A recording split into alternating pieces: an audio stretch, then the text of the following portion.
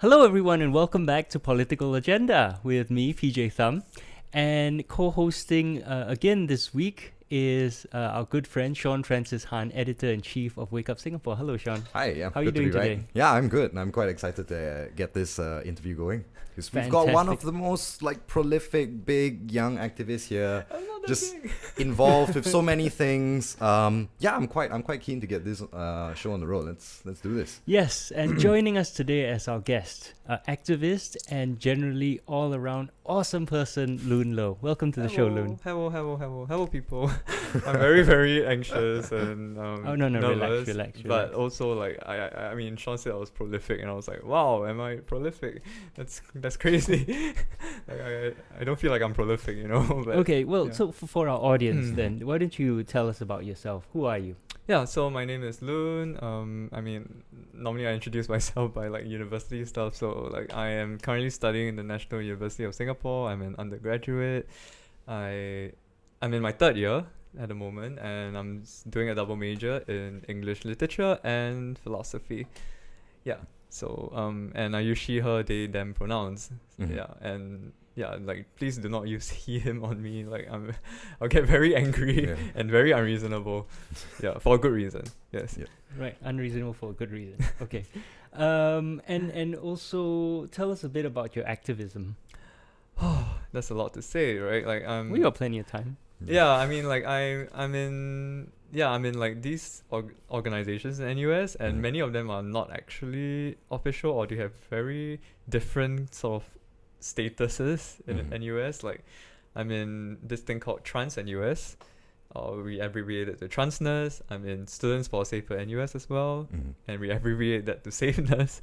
And I'm also in tFreedom, which is a gender advocacy group that is part of Tembusu College, and has a very complicated history in terms of administration and stuff like that. Yeah. And there's a sort of literary side to your work as well. Can you tell us about that? Oh yes. Well, I'm also in this literary community of wonderful poets and short story writers, and basically writers that are my friends, and I love all of them. And it's called Saber. This short form is called Saber, but the sword. But it actually stands for Stop at Bad End Rhymes, because most of us hate end rhymes, and end rhymes are quite a thing that once we hear it, we just go You mean the cat sat on the hat?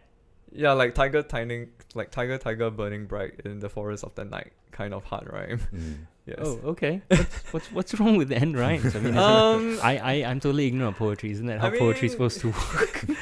I mean, it basically just makes you sound very old, and of course, when most people start out with poetry, they try to make most of what they know about poems is actually romantic poetry, or derived from romantic poetry, romantic era poetry, and they would hard rhyme in romantic era poetry.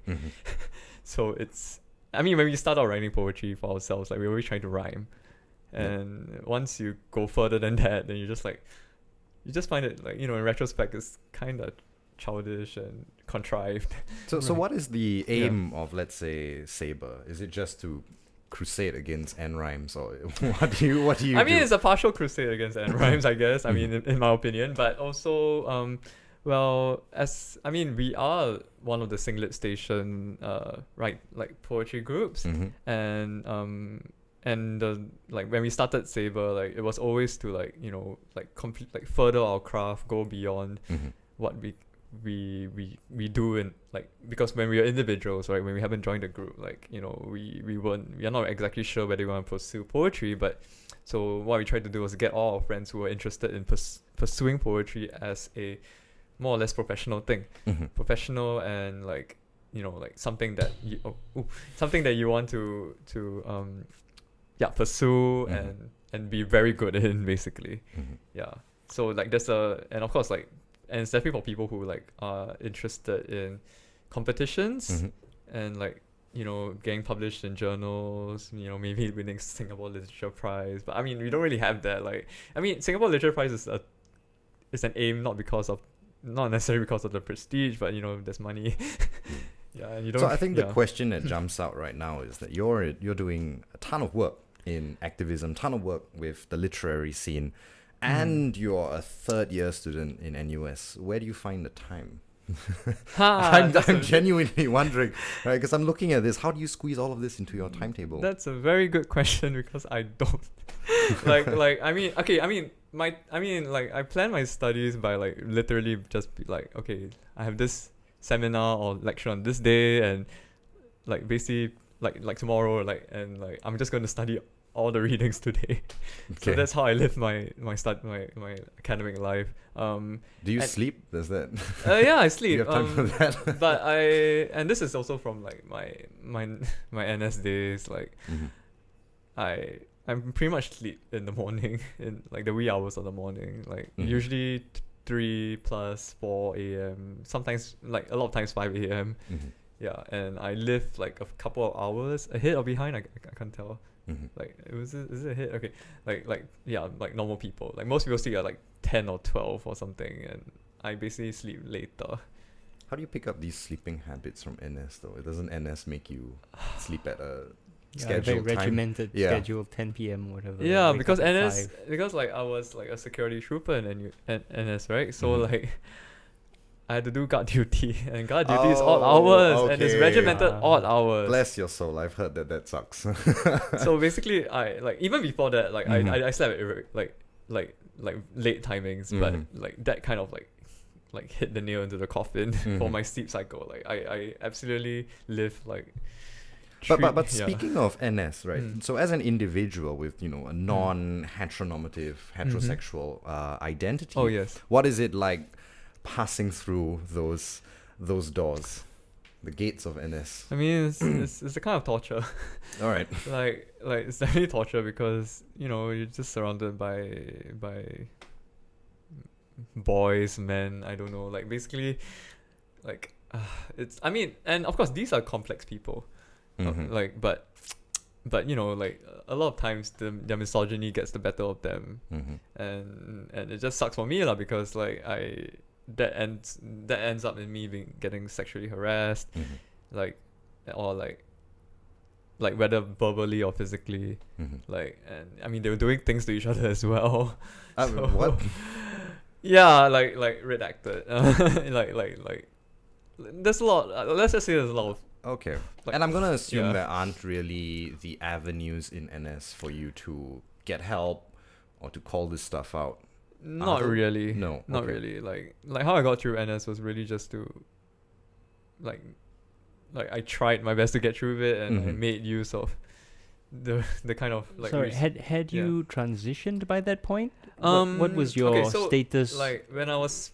Yeah. So like when I was 17, like I had this crisis, and I was like, okay, like I guess I'm a trans woman now. like that's a long story short. So that was when I was 17. So by the time I entered NS when I was 19, like I already knew that. I mean, and I was like going to events like in makeup and a wig and dressing up pretty nicely in general, I hope. But yeah, so I was like kind of like semi that word eludes me. Like semi sort of socially transitioned. Like by the time I entered NS, and NS helped me in my social transition actually, because I, aside from odd hours, right, like I do have 8 to 5 schedules, and on those days where I have 8 to 5 schedules, I basically go out in the night, and I go out to the open mics. Oh. Yeah, nice. yeah. I basically use that time to go out to the open mics and have fun lah. Basically, have a drink and meet my friends. And I mean, like, they all coincided with each other. Like my entrance into the literary scene and like NS, like it's like it happened at the same time. Yeah. Okay.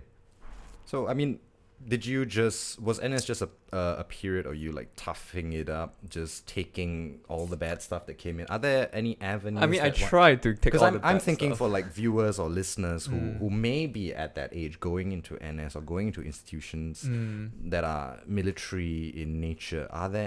Is there any advice that you could give? This is a very unique position to be in or have been in, right? Is there anything that you would say to a viewer out there who's like, oh my god, I'm transitioning and I'm going in and this is going to be hell? I mean, how do I deal there are with many this? ways. Like and this really depends on the context for people. Like some people are in families but that don't accept them, so a lot of things might not apply. But for those where their families accept them, they usually can get like, a sort of medical certification from IMH that to certify that they're not fit because of like gender dysphoria or something, that they're not fit to serve, and they just get what we call, they just get pest F immediately, right? Some of us like me, we were scared to do that, or we didn't have the means to do that, and so we basically just go through it, and we have to swallow our pride, and we have to suffer. I would say that the SAF hotline was one of the most useful tools, because I was having a really bad time at a certain point, and when you call the SF hotline, it goes straight to your commanding officer. So should you call the hotline or no? Yes. Call it. Or at least get someone to call it for you, like a parent, and the news will just go straight to the top. So and once that happens, like, and they know that you're in trouble, then they. Right, so by CO you mean CO of the whole unit, not just your platoon or whatever, but it's the whole battalion. Okay, so it goes straight to the top and they can take action. Yeah, that's good. So that's kind of how I had a better life. Just but I still served my that 2 years. There, Okay. But of course there are many people like me who also just get the IMH certification after we leave, and I was going back for IPPT, and I was like after my first IPPT, like post NS, like I told myself I do not want to go through this ever again. Like I hate it. Like it's giving me so much stress. Just thinking about IPPT. I'm not doing anything else. But it's just IPPT, but it stresses me out. So I went to get it. And of course, like the rumors in NS is always like, oh, you'll be filed under category 302 or something, and there'll be problems in terms of your work, but honestly, what I realize is that you only have problems with work not because you are by policy blacklisted or something, but by your social position, by your intersectional position, you are fucked anyway. So that is where it's coming from. It's not because there's an actual policy that is blacklisting you from doing things like marriage or that sort of thing. Like they'll tell me, oh, you can't marry, and I'm like, right, I'm a lesbian trans woman, right? So I'm like, of course I can't marry. Like I can marry, but I can't marry like in like a gay marriage kind of way. So so that's what I realized. Like it's really not a blacklisting. It's just because of your intersectional position, you are pushed into that sort of precarity. So you're saying basically because it's more because you don't fit into the neat boxes that the government wants us to fit into, that you get a lot of problems, rather than because you passive are well, not like you're blacklisted. It's not inherent in who you are, but the fact that you don't conform to their expectations. Yeah. It's not because they actually put it in policy that we're gonna prevent this person from working. It's really just like someone like an employer looks at the trans person and like, I don't think I want to hire you, and it's like just societal stuff basically. It's not like a direct policy thing. That's very interesting. That's a very interesting observation, because it's something I've made previously on the show, that our government really loves to put us in boxes, and if you fit very naturally into those boxes and are happy to be in those boxes, life actually goes pretty smoothly for you, right? It can. As long as you conform. But of course, there are so many of us, and an increasing number of us, who don't fit into those boxes, whether it's because we're products of an interracial or international, inter-citizenship marriage, or because of our identity is just different in various ways. And as citizens and as human beings, we deserve to be treated with dignity and respect. But we have a system which actually disincentivizes falling outside of the boxes. This is life incentivizes. Yes. It's precisely that structure that this incentivizes. It's not that there's an actual policy that is it's just structure. At least that's good to know that it's not personal. Yeah, it's not a personal thing. It's not like the organization Yeah. like SAF like black mark you or anything. It's by the nature of the structure you are fucked. Right. Anyway. Yeah. What do you think happened, Lune? I mean, okay, so this is a bit before your time, but we used to be so progressive in that sense of gender affirmation surgery was first conducted in 1971, right? And before that, we were this place of, the stereotypical frontier port town where you had all sorts of alternate lifestyles available in the late colonial period. And the wealth of Singapore attracted people from, so many different backgrounds. If you'd been born, 80, 100 years ago, you could actually, in some ways, have had a very viable career as an artist and being comfortable in your identity. Of course, you would have experienced a lot of discrimination in other ways through the color of your skin. And but that's the funny thing about Singapore, right? And so we have this progressive policy, gender reassignment, gender affirmation, 71, legalized in 73. And then, long-time listeners of Political Agenda know my half-brother, transitioned and had the surgery in the early 90s. And it was all fine, right? And so we've had 50 years of gender affirmation surgery. And then it suddenly disappeared. And then, suddenly from the 2001 or so, I think, formally disappeared.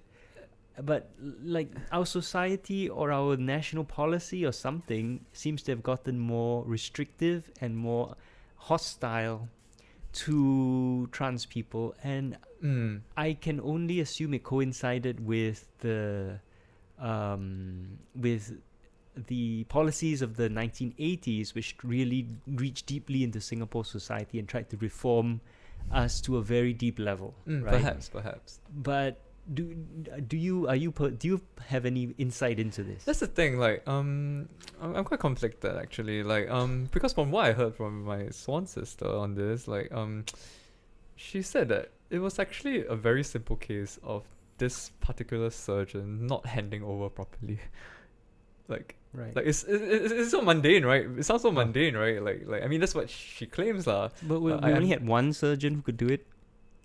And he didn't teach anyone. Oh. That's what I heard. So this is one of the things that I've heard. And it's actually not so much of a structural thing, but it's a handover thing. But it could be a structural reason. I definitely wouldn't rule that out. But it could be also as mundane as they simply did not have a handover and it just died out. But then what about in the 70s, Her World, the cover of Her World used to have trans models. Oh, they did? Yeah. Not all the time, once in a while. Oh. Right? That's but amazing. I remember in the 90s, was it Her World had a model who had a bare midriff, and it was like scandal. Oh my god, it was that singer Kang, what's her name? She sang a cover of To Serve With Love that charted, and sorry, I know I'm a bit older. No, it's okay. This is a good history. Yeah, but bare midriff, scandal. But in the 70s, trans model on the cover, fully clothed, but trans model, no problem, right? So what on earth changed in our society to make us less accepting, at least of trans people?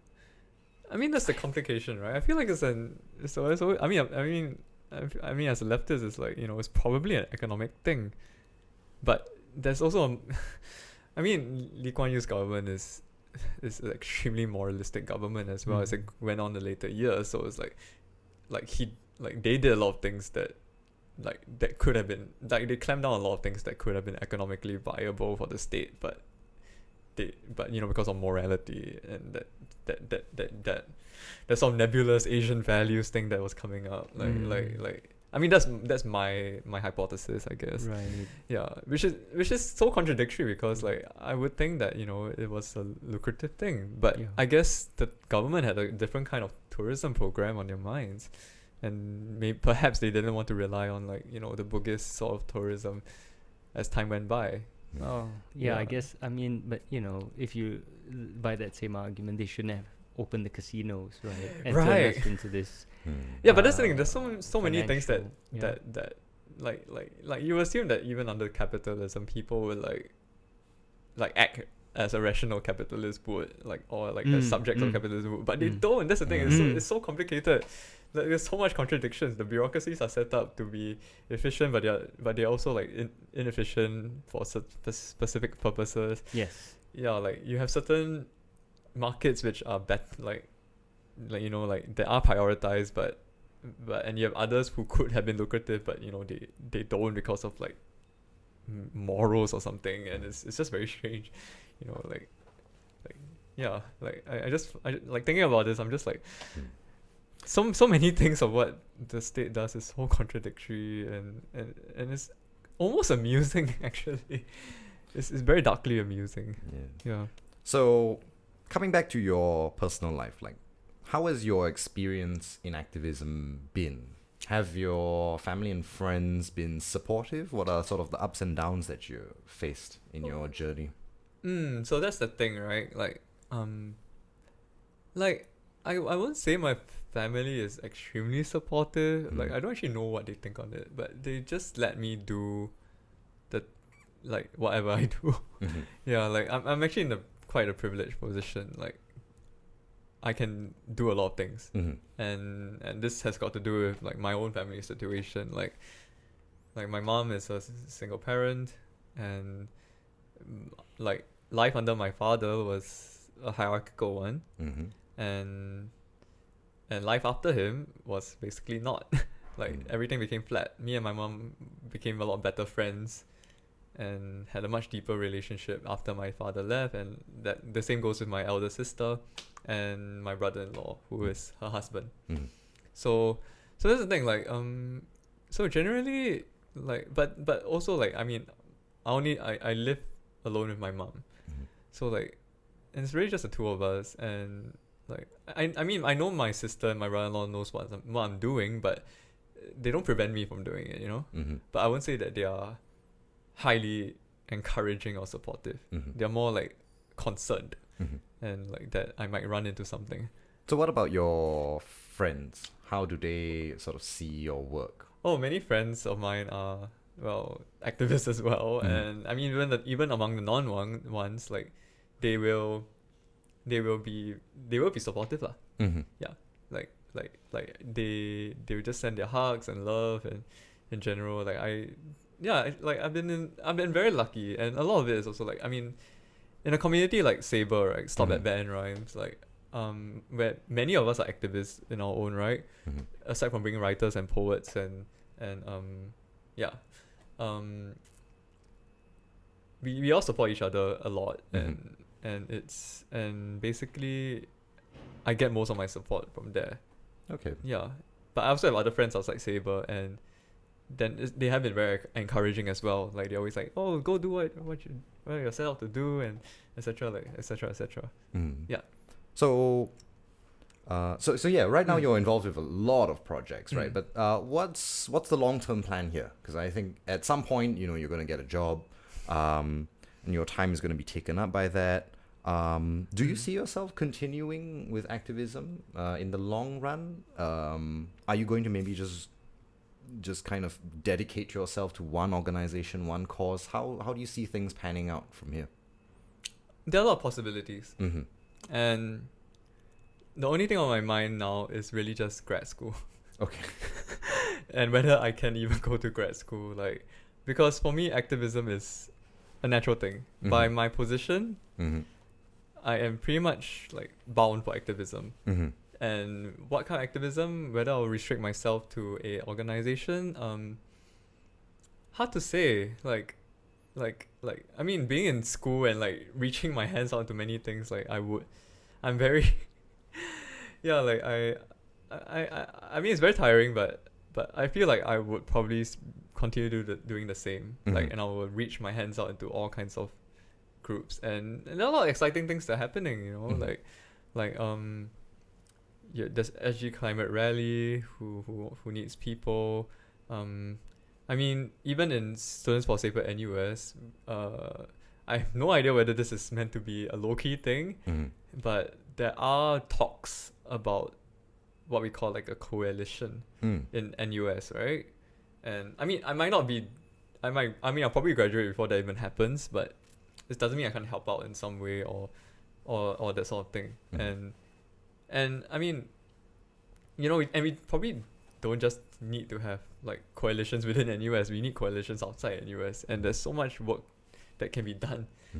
And not to mention, I feel like there is a burgeoning left that is coming out in the next couple of decades. Like the left is very, very, very, very too slowly reviving and starting to set up. And this left will be very, very different from I mean, Singapore is an old left now, right? The old left of the 60s and 70s. Yeah, like I see myself possibly going into that direction. Okay. Yeah. So you mentioned grad school there, right? And I'm going to assume that it's something to do with literature, philosophy, or the intersection of the two of them. I mean, I'm deciding whether I should do like a practice kind of like masters in fine arts of like creative writing, or should I just go with like some media thing, like media and philosophy or something. But I'm still undecided, actually. So how do you sort of see the role of this an academic or a grad student in activism? I think there are people who might say that, nobody reads what you publish. It's so fluffy. It's theoretical. It's out there. It's not really connected to stuff on the ground. How do you negotiate it? How do you respond to that? That's actually a very good question. I do feel like even things like theoretical research is actually very important. Like I wouldn't want to call it highbrow. Like I mean, when Marx and Engels wrote their stuff, it was not meant to be a highbrow thing. And there can always be an effort to make it more accessible, and I wouldn't doubt that. But I also don't want to like reduce a theory because I have to make it accessible. And of course, and that's this relationship between theory and practice, right? Like theory is one thing, but practice is another thing, and I can just do practice as well.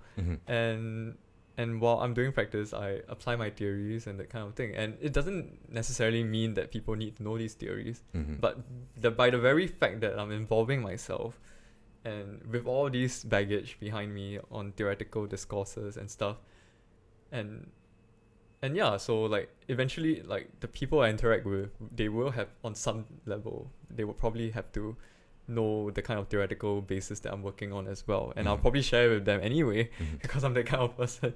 So because theory is so important to envision possibility, but practice, I mean Sean will know this, but like if you remember this thing in the desert islands essays. Oh wow, okay. In like by Deleuze, this French philosopher called Gilles Deleuze.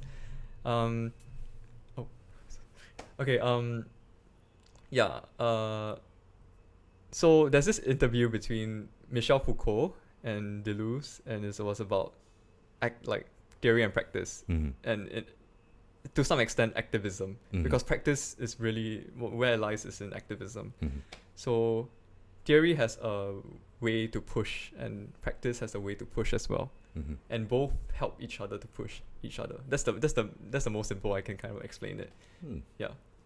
So by involving myself, like I can't just be a theoretical person. I have to, like, I would definitely involve myself, but also because of my positionality as a trans woman at intersections, I have no choice but to involve myself. If I don't involve myself, my friends will be hurt. Yeah. My friends will be in pain, and they will be like screwed up by the state or something else, or like capital or that kind of thing. So the flip side to theory and praxis pushing is the pushback, right? How have you dealt with that? What has that been like for you? Pushback. And I mean, the elephant in the room here is, of course, the tFreedom saga. That's a big example of pushback that literally just happened. So can you talk a bit about that? Like, how has that been for you? That, like the whole tFreedom thing? I mean that, and then just in general, the kind of pushback that you get from being an activist, putting yourself out there, putting your work out there, I mean, I would say there's a pushback, but there are lots of problems in the community. And it's it gets frustrating that, you know, the LGBT community in Singapore, we are actually at the stage where we can begin to envision even more. We can begin to envision political action. Like, this is what I said in, like, you know, PJ Thum's like democracy classrooms. Like, I feel like we are actually ready to begin on a much greater scale of political action than what we are already used to. But at the moment, and of course this is a nuanced thing and a complex thing, like many LGBT communities in Singapore, LGBTQIA plus communities in Singapore are still very much support-based community groups, and we need that. We need that, but it has been a very comfortable zone for these heady years of LGBTQIA plus activism in Singapore. Like I mean, it has mostly kind of risen in the past decade, and it has kind of settled into that comfortable kind of position where, you know, oh, we just have communities that support the community, like the community supports itself, but nothing more than that, you know. Like, and of course with the nature of political discourse, it's hard as well, because, you know, you have many kinds of LGBT people who have different kind of political opinions, and of course when you're on a Discord server or like a Telegram group, you know, these things are usually the ones that get banned or get banned. Like, I mean, maybe not get banned, but like, you know, it's a restricted thing. It's a highly restricted kind of thing. Like, you don't want people to argue with each other and fall out with each other, because this happens a lot. Okay. And especially looking at the Reddit subreddits and all over the world, and like Discord communities all over the world, yeah, like you have that happening a lot. So and that's where like it becomes a problem, like, you know, like how can political action even start if the discourse is restricted, kind of restricted for like community sort of like safety and so speaking of restricted discourse, right? You know what I'm like saddling up yes to, I right? know. So take us through that. It's a very confusing, bizarre, and I think agitating situation. What happened? What on earth happened? So if people know what the tFreedom saga is about, right? Like, that's the thing. Like, I found it really frustrating because no one actually knows how tFreedom operates, much less how like our advocacy wing, which is called Let's Talk About Sex, operates. Like the conservatives like make a big hoo-ha, but they don't actually know how we operate as a kind of community within Tembusu College. Right, nothing new, right? And, yeah, right. but also and that's the thing. Like, the relationship of these groups to NUS is also very complicated. Like, we are part of the college and under the college students committee, but it's not a direct kind of management under the university. And I don't know the details for that, but basically we are not directly managed by the university.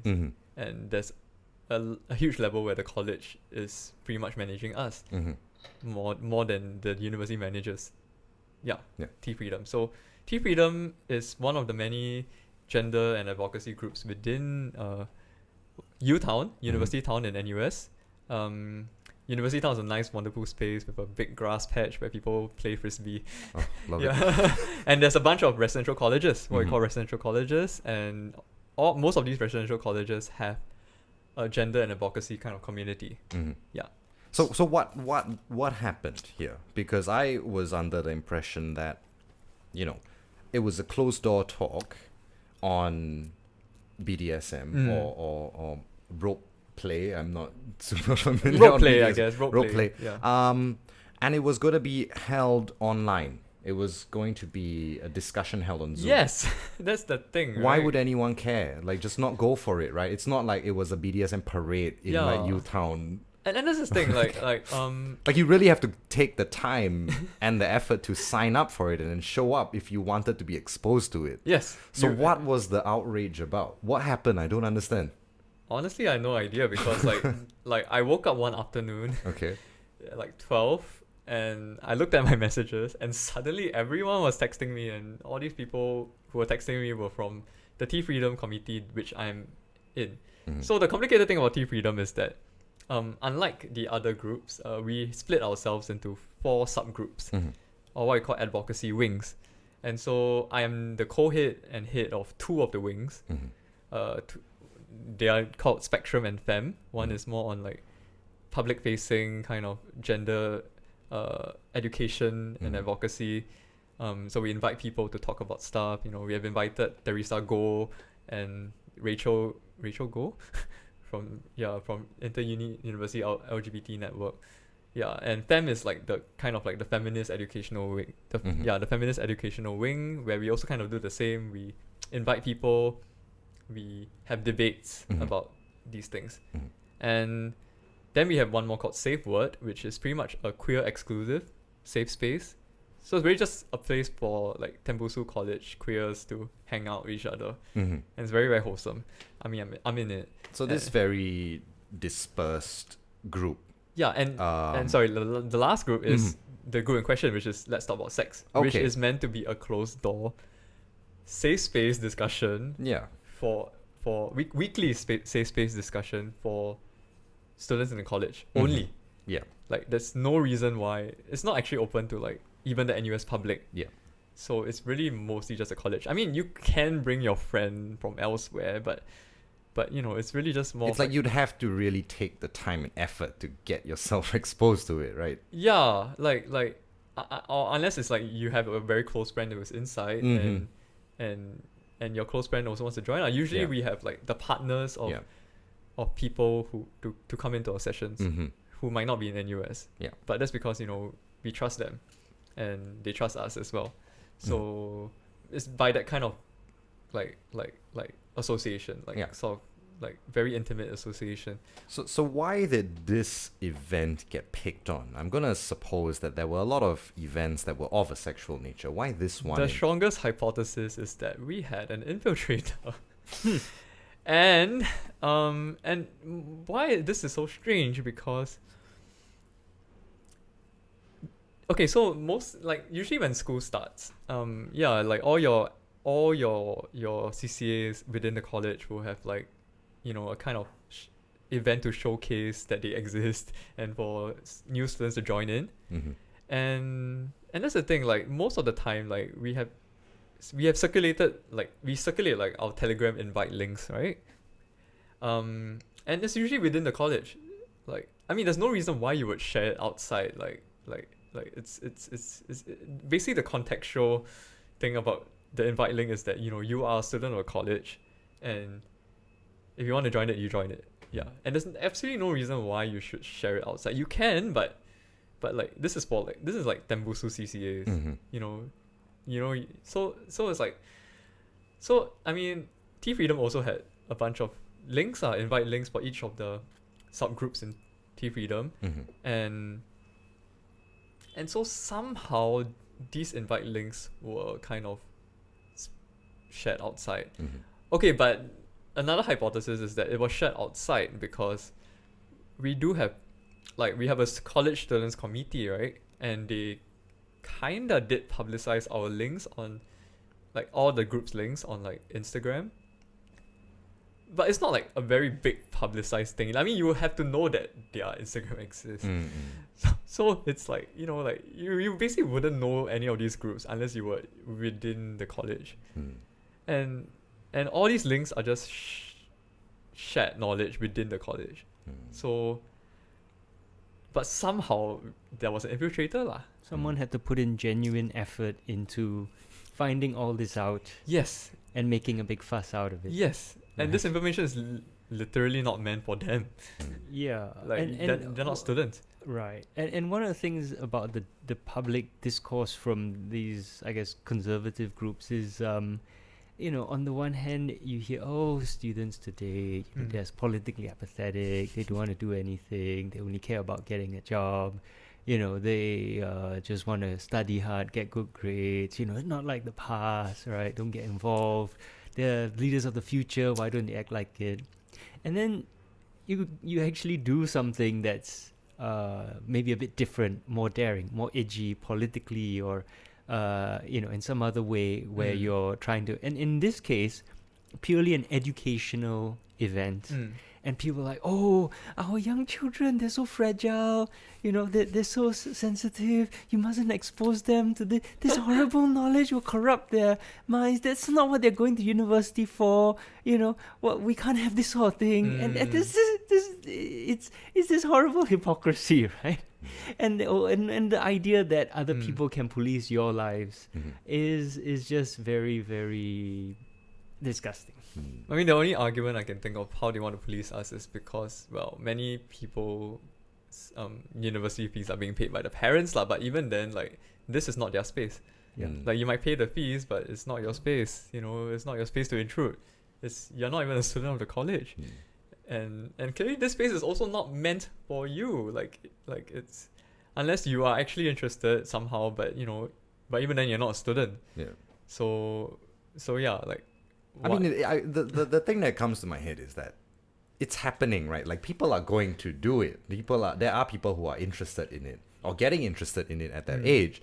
And if you're going to hear about it from people who do it with an emphasis on consent and safety, then I think as a parent, I would be like, yeah, I can't just close my eyes and say, there's no way that my kid's ever going to be into this stuff. I would be like, yeah, it's happening, right? It's something that, isn't it good for the kids? Honestly, it do be like that, and it's good because we had years of sex ed that was harrowing. Like they don't do anything for us. They don't teach us contraception. They don't teach us safe sex. They don't teach us consent. They don't teach us boundaries. Yeah, it's not like it's not like you're sort of coming out and saying that everybody should be into BDSM, or you're not saying everybody that. You're not even promoting like an LGBT agenda. You're just saying, what, people are doing this. Let's make sure you do it safely. Because precisely that. And I can explain the nature of what LTS actually does on a regular basis. So it's really just closed door discussion sessions which have there's a weekly topic, and people in the Telegram group would agree on the weekly topic. And of course the weekly topics can be about masturbation, it can be about maybe things like sex toys or maybe dating apps, but also a lot of stuff about relationships, and in general. Wow, that sounds great. I wish I had that when I was in university. Right, like, honestly, it's like one of like my safest spaces within the college, because like there are plenty of unsafe spaces, like there's a house system and stuff like that, and that isn't necessarily safe.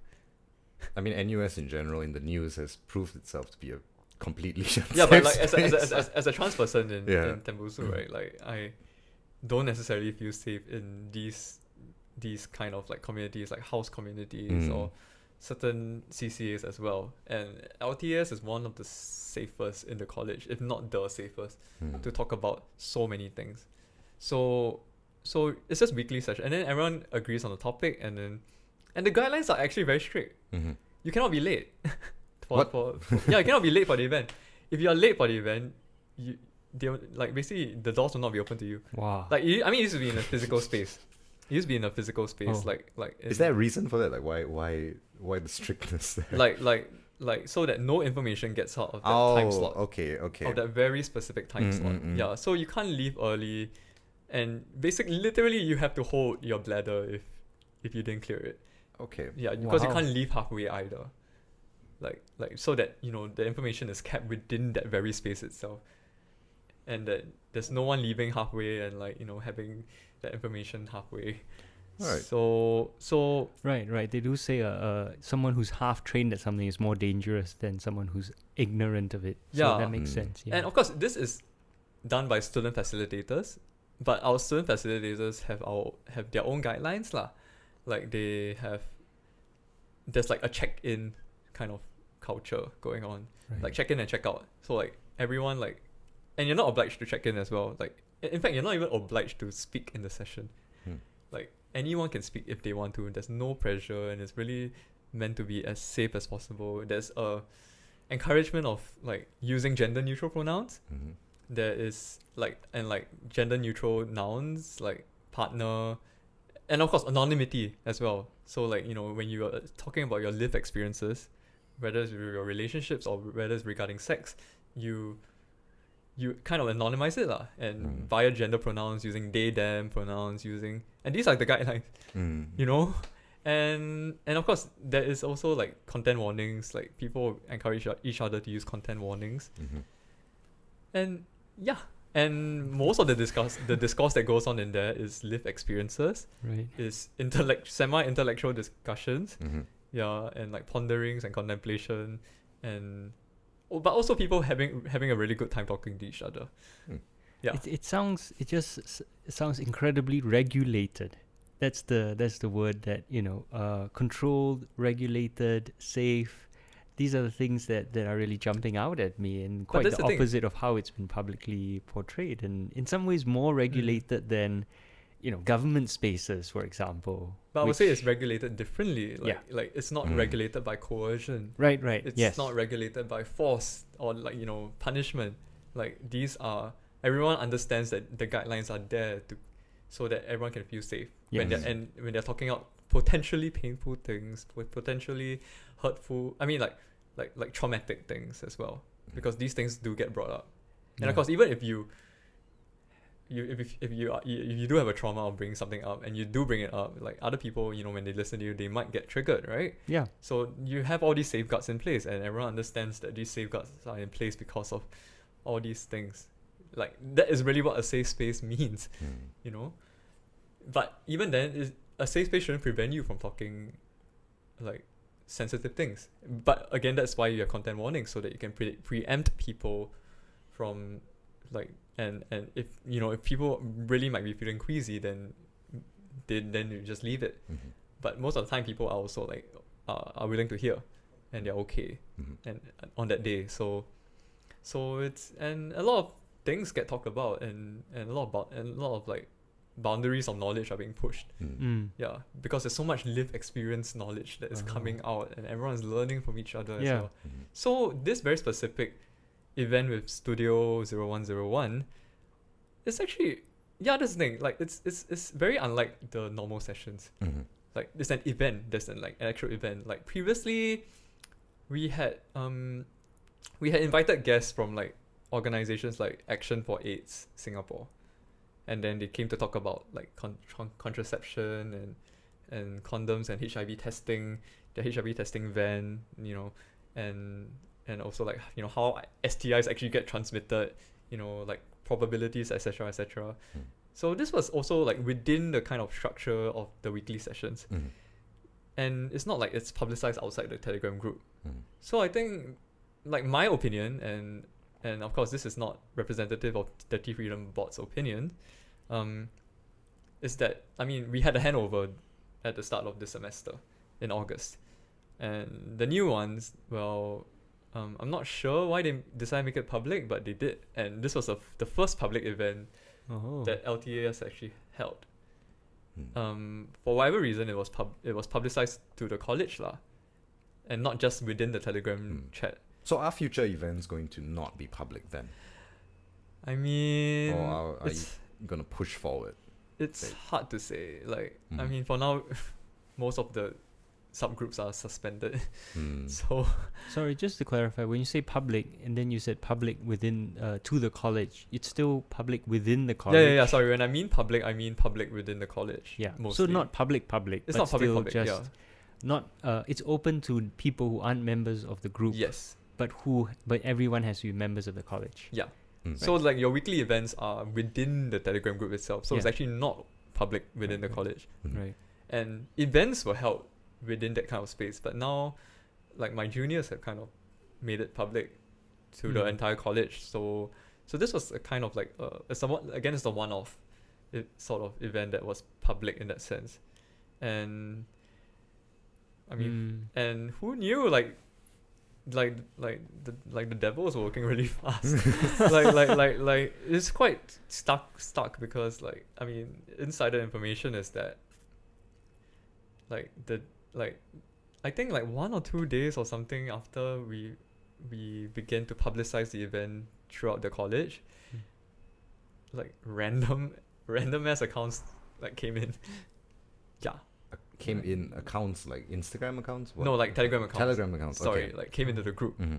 And only when the petition struck, right, and that very morning on Sunday, then we realized that we had these random accounts in our groups. Like they were like, there was one specific account that was in 3 of the groups. I mean, they can't be in the 4th because you need permission to be in the 4th because it's that's how safe it is. Like you need to personally message the organizers of like Safe Word, and then, you know, they kind of like know that you are queer, and then they let you in. Yeah, so there's no invite link for like Safe Word, but like LTS somehow it was. Yeah. So that's the saga, that's the controversy, but what's the personal toll that's had on yourself and the rest of the organizers? I mean, because I mean, I'd be mad as hell. I was mad as hell, but I got tired, extremely tired, because not that I was doing a lot of work either, but it was having an emotional toll on me as well. Like I had to think about it, and I had to look at the media cycle, and the media is like, I mean, it's not even just the conservatives. The media, like, I knew they were bad, but I didn't know they were that bad. We are always surprised by the new lows. But yeah. And it's like both state and independent media that are absolute trash.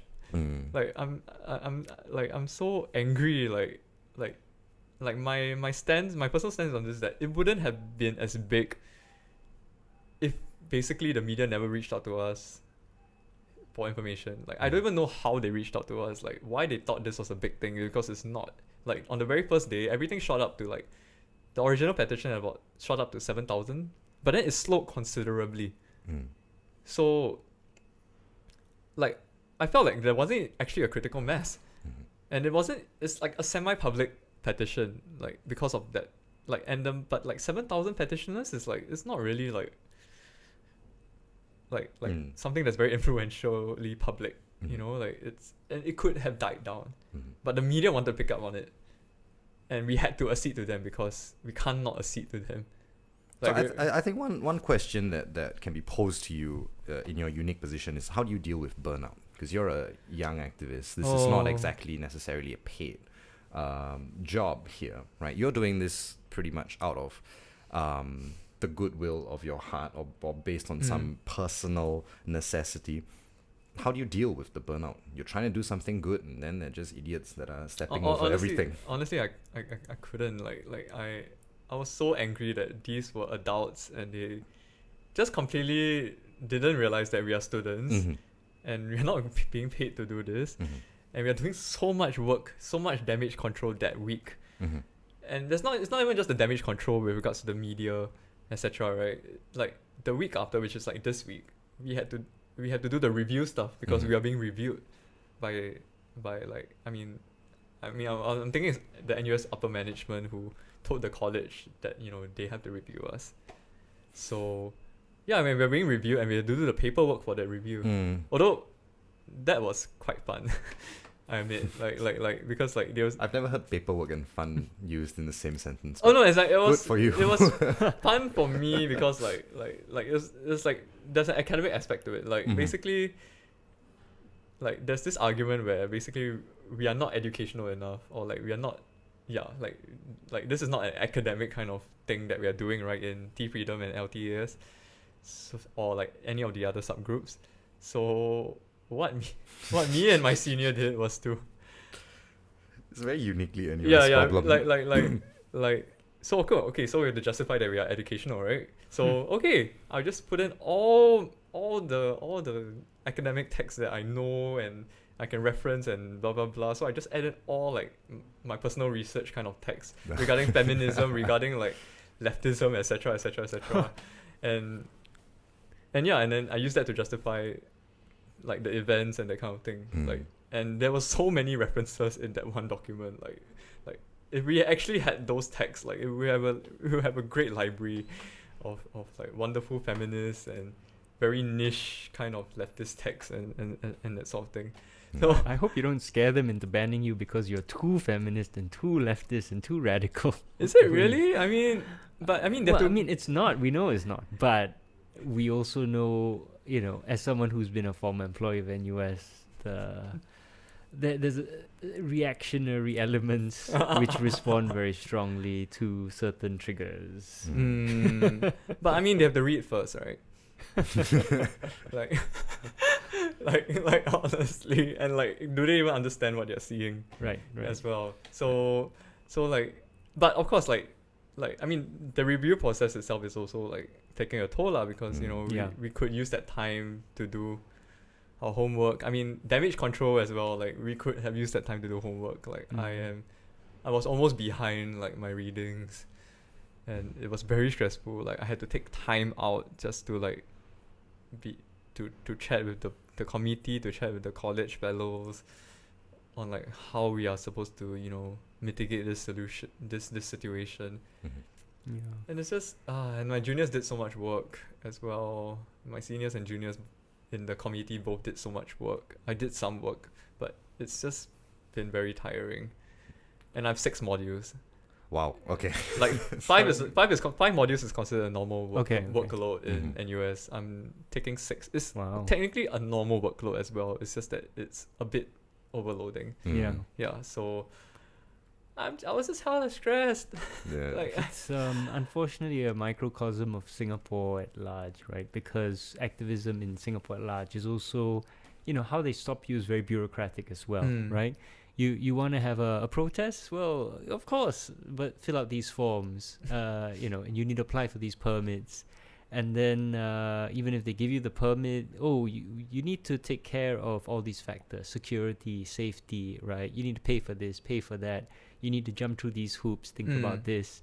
And the next thing you know, you're exhausted from the paperwork, and you've had to spend so much money just doing a simple event, not even a protest, but a cause-based event, you know. And that's how they stop you. With the bureaucratic state is very good at that. And and this event was like, it was on Zoom, and it's not like people were going to tie each other up or anything. Like, it was just really also them sharing their lived experiences with that kind of art and culture in like bondage and in BDSM culture basically. But of course theirs is more specific to rope play, and it's just really meant to be educational lah. It's actually educational, right? But also like I also felt that the whole outrage happened because of a misunderstanding of what BDSM culture actually entails. And what people don't know about BDSM culture, not that I'm in it, like in the community in Singapore, but I do know, like, from a lot of friends, like, and they have told me about it and the processes and that sort of thing. And it's actually pretty much like the processes of Let's Talk About Sex. Like, and it's even more than the processes of Let's Talk About Sex. Like, you mean in terms of being bureaucratic and regulated, like red taped. Red taped. Yeah, like it's really a red tape kind of like community and culture, you know, like there is like guidelines, you know, everything has to be mutually consented. Like, you have to do everything within whatever you have agreed with the partner or partners that you are conducting your activities with. And it's and that's the ironic thing, because when I'm in my respect and consent workshops, right, like right after the Monica based saga, NUS instituted this whole respect and consent workshop thing, and within the college we basically discuss it among like our house communities, because we have a house system, right? So it's within our house communities, and like a fellow will kind of oh no, that's okay. A fellow will kind of mediate the session. And okay, so after the Monica Bay situation, what changed in NUS? Nothing. I mean, okay. aside from the I mean, like I mean, I had to do I mean nothing in the sense of like the structure, the kind of general structures that are in place that actually cause all of these things, because this is, I mean, again, these structures are not isolated to NUS. They are like the whole world, the whole society, this whole entire now we just had one case coming from NTU, so I think it's definitely a broader problem that affects society in general. But I mean, of course, it's a broader problem, but you know, NUS is being made the scapegoat in these cases. Like so I mean, before I forget, we have to we just went into like NUS and Monica Bay without even sort of referencing that you're part of Safer NUS or Students for Safer NUS, yes. So tell us about your role there. What do you do there? How has the experience been? Okay, I did want to kind of clarify that, I mean, structure-wise in society, nothing has changed, but there is the appearance of Safe NUS, which is a different thing, right? So Students for Safer NUS was founded by me and 3 of my other friends. Okay. And it was originally founded right after the Monica Bay like saga with the town hall and everything, because everyone left the town hall really angry. Mm-hmm. Because the town hall after the saga, like, that was the point where we knew that the NUS administration had no idea how to deal with such cases. So what clued you into their cluelessness? Like What? what clued you into their cluelessness? Like why? Yeah. Like why did you feel like they had no capacity or ability to deal with this situation? Because they made a big show of like, we're gonna change things. I mean, my theory is that they were basically built to not account for these things. Okay. Their very structure prevents them actually from even approaching the situation. Like, it's just not their purpose. Their purpose is to make money. For goodness sake, to make money out of students and their faculty. Like it's not meant to be a safe community in that sense. I mean, that will be because of that structure, that will be a subsidiary thing, but it's not built into it, you know. It's not something that was built in the design of like the only institution. if it threatens our financial interests. Yes. Yeah. Precisely. So, and that's why Students for Safer NUS is one of the alternatives lah. I mean, we definitely don't claim any kind of authorial kind of authority or like as an alternative. Like, it was always meant to be a movement to build more movements. Okay. So what is it that Students for Safer NUS does? So we basically have a lot of we have 6 pillars in our in the committee, and they focus on things like research, literacy. I mean I'm the co-team leader of the literacy segment, the literacy team, and there's like support where they are setting up a warm line for like survivors of like sexual violence. And there's also like outreach, which does like intra-university kind of like reaching out. I mean, they're the ones who do the if you follow the Safe NUS Instagram and Facebook, you would see most of their posts are from outreach, where they will condense information from like various sources that talk about sexual violence. Yeah. And there's also like partnerships, which is not in outreach, the intra kind of publicity kind of thing. Then partnerships is the inter and like the like outside the university, and they're the ones who like collaborate with Aware or any kind of external groups that want to collaborate with us and that sort of thing. And of course we have like one more that's for like for administration lah. Yeah, which is I mean that's the name for it, but yeah, it's basically the administrative team as well, so that they can account for like memberships and that sort of thing. Yeah, so each of these groups, like each of these teams within Safe NUS have a part to play, and most of it is geared towards building the community, building a support system, and all of it is like grassroots lah. Yeah. So how has that been working with Students for Safer NUS? Because from my personal experience, reading the horror story comments on the internet or on social media, there are a lot of people who believe that it's just a bunch of weirdos, you know, deviants that just happen to be into spying on people, and it's not the structural issues. It's not NUS's fault. It's just look at these guys. It's just them. So how has that been? You know, working with the institution. Oh, it's in Safe NUS working in the institution. Yeah. Okay. Okay. So that's the thing about Safe NUS. We are not an official student group. Like, is that deliberate? Is that something that? Somewhat deliberate. It's also because our committee hasn't decided upon whether we should be an official group. But and in our next big meeting, basically we will have to decide this lah. But basically there is also a purpose in not being official lah. Like the founders, like me and Carissa and Luke and Reina, it was always intended to be a ground up movement. And as a ground up movement, you don't have to be official. In fact, if you do go the official path, you'll be constrained by the university, and that's a very clear thing. Like if you sign up under, you know, the Office of Student Affairs as a student group, you have to listen to them like talk to you basically, and like their particular guidelines or how you're supposed to operate. And so there are pros and cons of being an official part of NUS. Like, I mean, obviously you might get access to budget and like the but also actually no, you don't.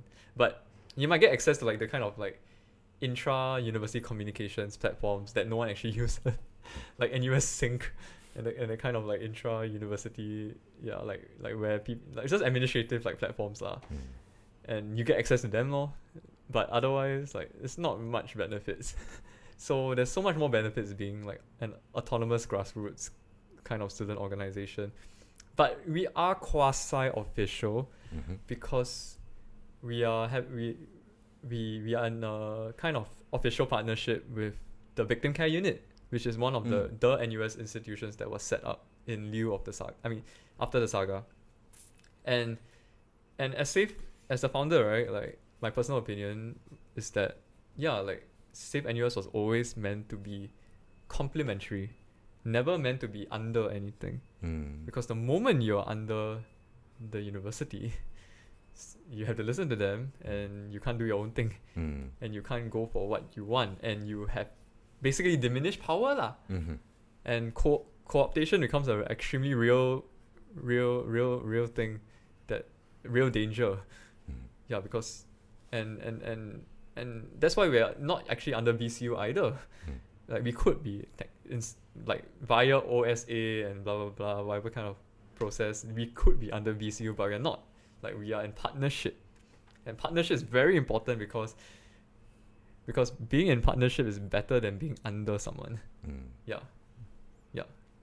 And So tell us about your work with TransNUS. Okay, really just going through the list here, but yes, TransNUS, the last big group that you. Okay, I mean, it's not a big group. It's actually a very small group, and it's actually not meant to be a high key thing. But well, I guess within the new narrative community, I mean, I can definitely talk about TransNUS lah. Like, I mean, we did have plans to go to Pink Dot, but well, it went online, so we actually wanted like a physical booth, because normally in Pink Dot you have physical booths, right? So that we could source out for like transgender or non-binaries or questioning students in like who could be our potential like students that are coming in. And the thing is that TransNUS is really just, I mean, I'm also a founder of it. I'm still the executive director. It's not been very active, but it's just meant to be its entire existence is within a Telegram group, and a Gmail account, but not that we have like anything to publicize that account. It's So what is the work that TransNUS does? Okay, so the biggest thing we did in TransNUS was to do like focus group discussions on like lived experiences of our members. And we basically compiled it into a report. And this was after Monica Bay as well, because the Monica Bay saga had repercussions on NUS policy. Like, cut access bathroom locks and that kind of thing. Okay. Yeah, so obviously that's a gender thing, right? Like that's a trans thing to worry about, because basically they're going to give you they might potentially give you cut access based to a toilet that you're not going to use, and they're going to block you from the toilets that you are using. So that's a thing, and so like it just ripples it kind of happened, like this crisis happened, and so we all mobilized. I mean, it's meant to be functioning as a union of some sorts as well. I'm not going to be secret about this. And like, again, a grassroots kind of student-run union for trans and non-binary students. But and then we compiled all these things in the report, and then we kind of split the report into different sections regarding like things like orientation games, like lived experiences of orientation games, and like the university healthcare system, and all these topics that concern like trans people and non-binary people in general. And so we also have like recommendations in the report from these like like live experiences and that kind of thing. And then we just send it to NUS lah. So you've been doing work with tFreedom, Safer NUS, TransNUS, and I think the benefit that's been to the students and to the student community at NUS is immeasurable. But do you get a sense that you are penetrating the structure or the system? Do you feel like there are kind of administrative or systemic changes that maybe they are listening a little bit, that they are making certain changes in the right direction? I mean that would be I mean, my reply to that would be that they can listen, but like anyone can listen. Yes. and anyone can listen completely, but not do anything. Okay. And this is something that's very important. Someone can listen, but they just don't do anything. Like, just listen only. I like that very good diplomatic answer. So that singled no one out. So thank you so much. Okay, but yeah, that's the thing. Like, I mean, my experience in TransNUS is one of failure. Actually, like, I mean, Safer NUS is a bit different because we are doing so many things. And TransNUS, we did that one big thing, but it was, I mean, I won't be shy about it. It was a failure because we sent it to the old, like the dean, I mean, back then the old dean of students was handing over to the new dean of students, and so we met both of them, and like the university campus infrastructure like head or something, I can't remember their position. And basically, apparently, we were the last people to be consulted with regards to like bathroom issues. Like, they were going to institute the whole like bathroom locks thing, right? Afterwards. Okay, I mean, what I realized is that I'm not sure if there were card access bathroom locks that were implemented. They might have been implemented in some spaces, but not all of them. Because my college was just like mechanical number locks on the bathroom doors for like all bathrooms. So it's like I'm not sure, but basically we were the last group that they consulted, and that's the thing about the NUS upper management. Like my personal opinion is that they have decided everything already. And consulting is just, it's not really a consultation, it's just like they're just there to tell you what they are going to do. Right. Again, a microcosm of Singapore at large. Yes, precisely. So everything has been decided already, and this is and we technically don't have a say lah. And although it was like basically they just wouldn't let us, like, we had recommendations on like certain policies and infrastructural changes that they could do, and they're just like, we have our limits, and there's parents. It's always the parents. Always the parents. Like in the capacity of TransNUS, it wasn't just in the capacity of TransNUS, but I met like the upper management. There was a Q Town kind of meeting as well, and that was the same thing basically. Like, they had already decided what they wanted to do, but the one thing that they like to say is that, okay, you come up with the data. And you did. You had a report, didn't you? You gave them a report with data. And what, they didn't like the data? I mean, I guess that just wasn't enough data. I don't know if it was but not. What do they mean, give us the data? Okay, I mean, for the TransNUS one, they didn't say give us data, but because they already decided. And they just told us like, oh, like, we have our limits and there's parents. But in like other meetings, it's like, they're like, oh, okay, you give us the data and you'll see what I can do lah. But that's the thing, like, we are students. And we have no research grant, and we have nothing. Like, how are we supposed to give you data? Like, and even if we tried our very best to have research, and we go and do surveys and stuff, like, we would just be burnt out by the end of it, lah. And in the end, it has to go through like bureaucratic controls and stuff like that, as usual. And nothing will come out of it, lah, because the bureaucracy will just like lead it into a dead end. But it's also a specific attitude, right? That in order to justify treating one or two or three people with dignity and respect, you need to somehow gather enough data to justify, broader support within the community, or do efficiency studies or something like that. Yeah, right? basically. You can't quantify treating people with respect and dignity. Yeah. You can't. Precisely. Yeah. Like it's mostly lived experiences. And okay, but there is one good thing that came out of it, which is they do have this module that also appeared after everything has happened, which is something called CTP CLC. I can't remember what it stands for, but basically it's like a kind of it's like a Europe, like undergraduate research project kind of thing.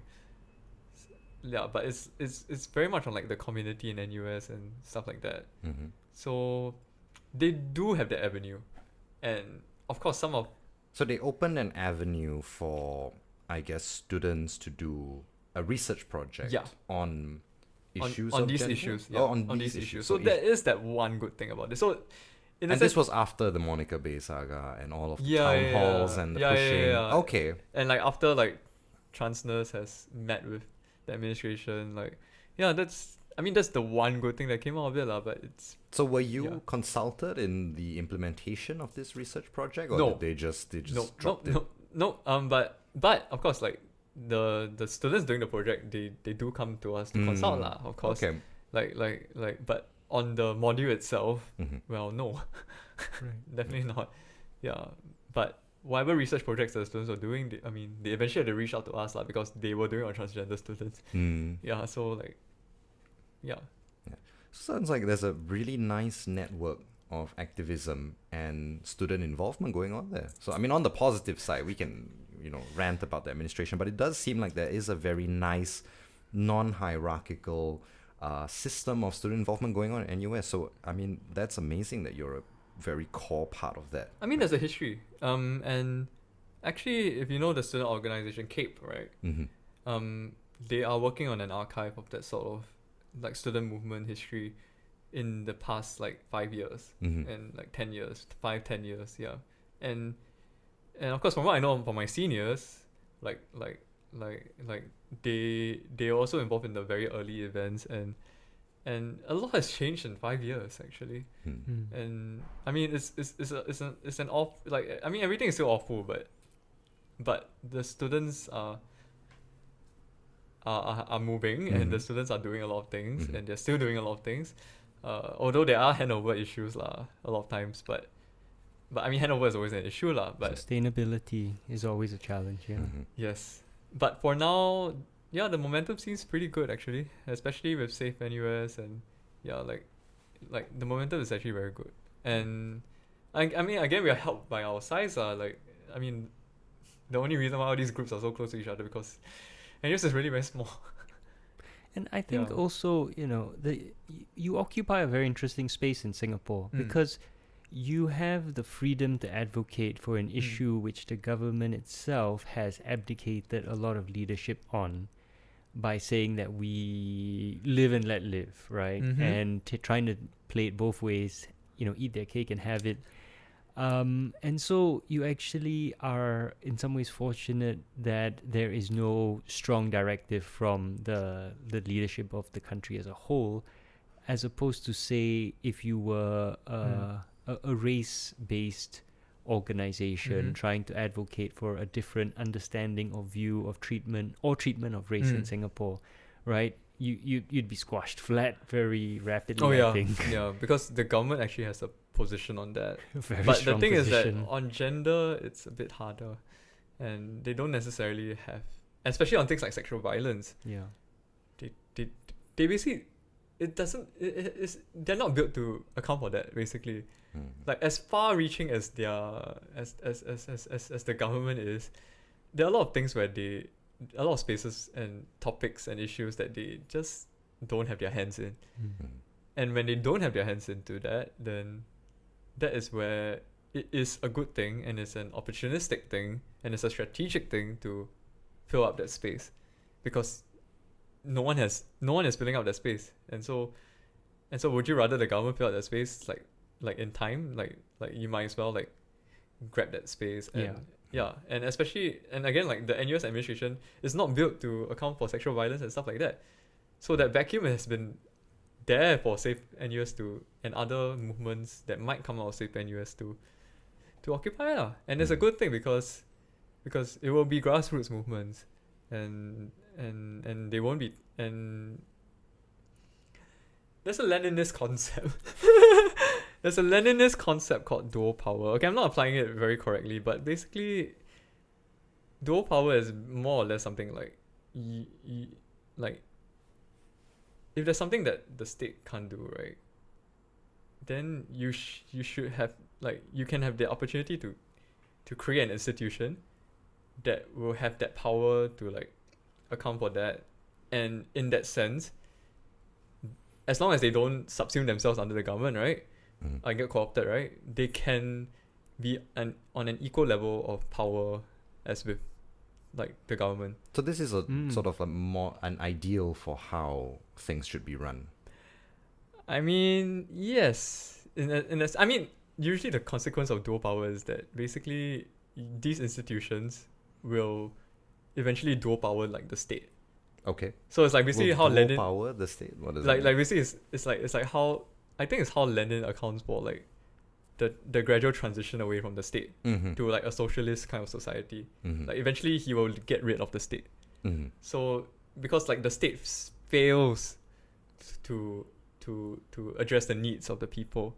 So in that sense, NUS, in this case, NUS fails to address the needs in terms of, like, sexual violence. So you have this grassroots movement, like union that goes and stands in a kind of, like, position of power lah, and that is contested with like the administration lah, the old administration.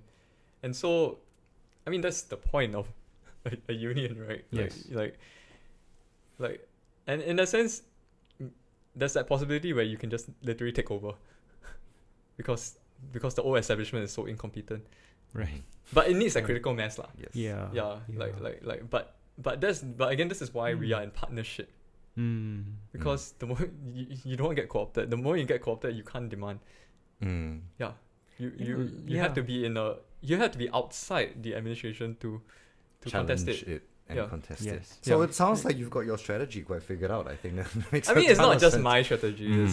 It's our strategy with the founders and all of that. Like we read stuff, and so Lenin is surprisingly relevant to Singapore, given that the PAP is organized on Leninist lines, yes, and our economy evolved as a colonial economy on the lines that Lenin predicted in his book Imperialism, the highest form of capitalism. So, I mean, very smart man, Lenin. And he's very smart, very yeah, smart. surprisingly And relevant honestly, to today. Like, I mean, a reading of that, right, of Lenin would be that, eventually your state has to wither away and be replaced by like your workers' councils and stuff like that. Like, I mean, that's a reading lah. Yeah. And Well, we live in a very interesting time where, this is a theme that I've been talking about. The sort of three major ideological consensus are being discredited, right? We have capitalism, we have liberal democracy, and we have nationalism, and all three have become very problematic in different ways and need reform to different degrees. And so we live in an exciting time where we actually get to participate in the redefinition and reformation of the fundamental ideologies that have guided our society for the past 30, 40 years. So, someone like yourself who's actually participating in this process and trying to build a newer, better, different world, you're very much part of the vanguard, to use another Leninist term. And, I mean, this is a very exciting time to and you're going to be leading change, so I'm very excited for what you're going to do in the future, Lune, with all this experience that you have and what Thank you so much. Like, I don't know whether I'll be leading because I mean, I present myself as like anarcho-communist, right? So like I would say that everyone can lead in their own way, and we don't need to have a leader at the top. Everyone has like my sources has this idea that what if we took the vanguard party and that we put it down to the individual. Like, instead of having a party that protects the rights of like your workers and everyone, and that ensures a transition to socialism, you have the vanguard absorbed into the individual, every single individual. Everyone's their own vanguard, and in that kind of interactions, they can form communities. But they're also like there's a community thing, but there's also like an individual thing as well. And like you still can exercise your powers as an individual while exercising power within your communities.